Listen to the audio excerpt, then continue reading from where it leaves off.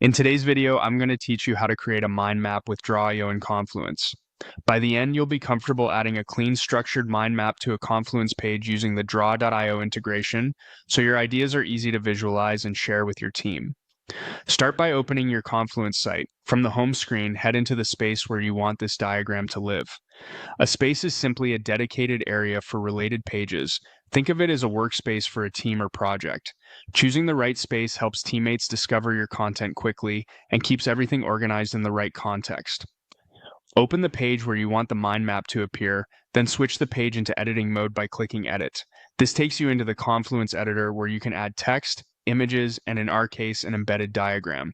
Next, open the Insert menu. You'll see options to add different types of content. Use the Insert Elements option, then search for Draw.io.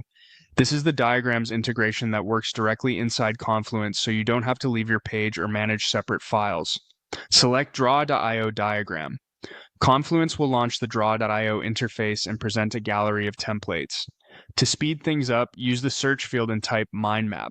You'll see a variety of starting points tailored for brainstorming and organizing ideas. Templates are helpful because they provide a central topic with branches already laid out, saving time and ensuring a balanced, readable structure. Pick the mind map template you like, or if you prefer total control, choose to work manually.